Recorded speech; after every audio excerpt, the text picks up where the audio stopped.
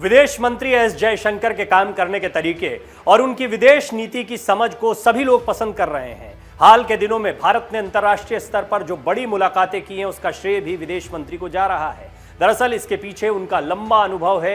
एक आईएफएस अधिकारी के रूप में उन्होंने काफी कुछ सीखा और बाद में विदेश सचिव की भूमिका में वो मंत्री की भूमिका में आ गए।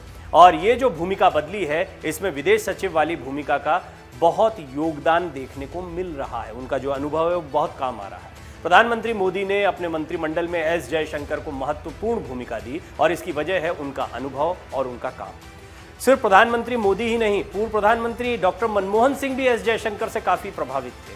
वो इतने प्रभावित थे कि एक समय पर वो उन्हें विदेश सचिव भी बनाना चाहते थे, लेकिन सीनियरिटी कहें या कांग्रेस आलाकमान की मर्जी कहें, डॉक्टर मनमोहन सिंह ऐसा नहीं कर पाए थे। आज एस जयशंकर देश के विदेश मंत्री हैं और ये वो महत्वपूर्ण पद है जिस पर सुषमा स्वराज जैसी शानदार नेता ठीक उनसे पहले रह चुकी। उनके दुखद निधन के बाद ये बड़ा सवाल था कि जिम्मेदारी किसे मिलेगी। 2019 में इस जगह को भरने के लिए प्रधानमंत्री मोदी ने एस जयशंकर पर भरोसा जताया। महज 3 साल के कार्यकाल में उन्होंने साबित कर दिया है कि मोदी का फैसला बिल्कुल सही था। विशेषज्ञों का यह भी मानना है कि एस जयशंकर को पहले ही महत्वपूर्ण जिम्मेदारियां दी जानी चाहिए थी, लेकिन शायद उनका सही समय प्रधानमंत्री मोदी के साथ ही था।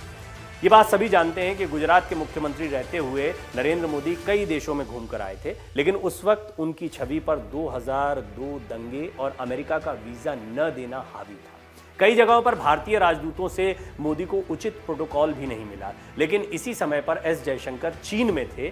वो बतौर राजदूत भारतीय विदेश सेवा के सीनियर अधिकारी के रूप में चीन में ही थे। 2012 के इस दौरे के दौरान एस जयशंकर ने चीन की तमाम बड़ी हस्तियों और नेताओं से तत्कालीन गुजरात के मुख्यमंत्री और वर्तमान में प्रधानमंत्री नरेंद्र मोदी की मुलाकात करवाई।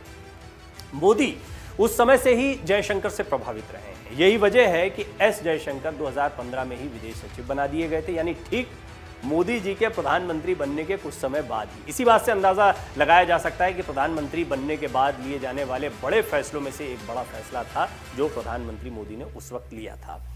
यदि बतौर डिप्लोमेट भी एस जयशंकर का रिकॉर्ड देखें तो वो शानदार रहा है। अपने 38 साल के फॉरेन अफेयर्स करियर में वो Moscow, America, Sri Lanka, Hungary, Europe, Japan, चेक रिपब्लिक, चीन जैसे तमाम देशों में तैनात रह चुके हैं। कई संकट के समय में उन्होंने अपनी शानदार भूमिका निभाई है। यदि आपको याद हो तो 90 के दशक में अमेरिकी न्यूक्लियर फ्यूल की सप्लाई पर जो एक बड़ा विवाद हुआ था, उसे सुलझाने वाली टीम का हिस्सा भी एस जयशंकर थे। प्रधानमंत्री डॉक्टर मनमोहन सिंह भी उनसे काफ़ी प्रभावित रहे, लेकिन ये बात और है, जैसा हमने पहले भी बताया, कि वो उन्हें विदेश सचिव नहीं बना पाए।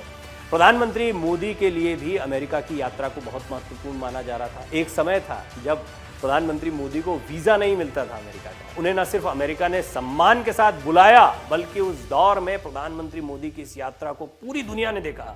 उन्होंने कई कार्यक्रमों में हिस्सा लिया और ये सभी कार्यक्रम बहुत भव्य रहे। इस पूरी यात्रा का श्रेय भी एस जयशंकर को ही दिया जाता है। वर्तमान में भी अमेरिका के साथ भारत के रिश्तों को लेकर काफ़ी चर्चा चल रही है और 2x2 स्तर की जो बातचीत हुई है, इस दौरान भी भारत ने 2 टूक अपने मुद्दों को रखा है। अमेरिका के साथ भी एस जयशंकर का पुराना कनेक्शन है। 1981 से 1985 के बीच विदेश मंत्रालय मुख्यालय में वो अंडर सेक्रेटरी अमेरिका और पॉलिसी प्लानिंग में रहते हुए उनका पहली बार सुपर पावर से पाला पड़ा था, यानी अमेरिका से पाला पड़ा था। अमेरिका और चीन दोनों बड़ी ताकतों के साथ वो अच्छा गहरा अध्ययन रखते हैं, गहरा अनुभव भी रखते हैं। उनके विषय में एक और महत्वपूर्ण जानकारी ये भी मिलती है कि वो रशियन भी बेहतरीन अंदाज में बोलते हैं। तो कुल मिलाकर चीन के साथ रिश्ते हैं, अमेरिका के साथ संबंधों को मजबूत करना हो या रशिया यूक्रेन जैसा संकट, इन सभी मामलों में एस जयशंकर का कोई जवाब नहीं। और यही वजह है कि वो अपनी जिम्मेदारियों पर पूरी तरह खरे उतरते दिखाई दे रहे हैं। Video desk अमर-उजाला.com। डाउनलोड करें अमर उजाला ऐप और पाएं खबरें लगातार।